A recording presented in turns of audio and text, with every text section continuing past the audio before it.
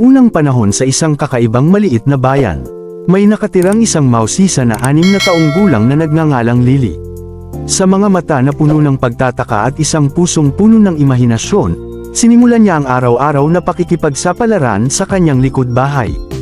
Isang maaraw na hapon, natuklasan niya ang isang mahiwagang susi na nakatago sa ilalim ng isang tumpok ng mga nahulog na dahon. Naintriga siya. Nagpa siya si Lily na i-unlock ang lumang kahoy na pinto na nakatago sa dulo ng kanyang hardin.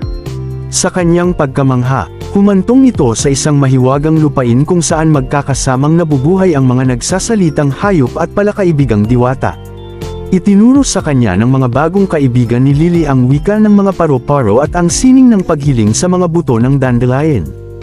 Habang nagbabago ang mga panahon, lumalim ang ugnayan ni Lily sa kanyang mga kasamang engkantado. Magkasama silang humarap sa mga hamon, nilutas ang mga bagtong, at ipinagdiwang ang kagandahan ng mundo sa kanilang paligid. Bawat araw ay nagdadala ng bagong pagtuklas, mula sa mga kumikinang na batis hanggang sa mga lihim na parang napuno ng mga makukulay na bulaklak. Isang araw, isang malikot na noong ang hindi sinasadyang nagdulot ng isang bagyo na nagbabanta na sirain ang mahiwagang lupain. Hindi napigilan ni Lily ang kanyang mga kaibigan, at taglay ang tapang sa kanyang puso. Nakahanap siya ng paraan para mapatahimik ang unos. Ang nagpapasalamat na mga nilalang ng mahiwagang lupain ay gumanti sa kanya ng isang espesyal na hugis bituin na alindog. Isang tanda ng kanilang nagtatagal na pagkakaibigan.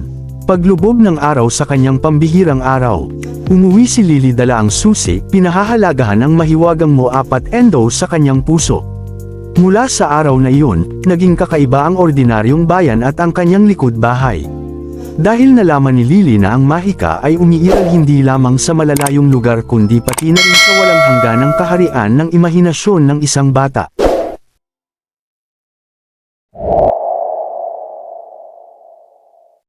Thank you for watching.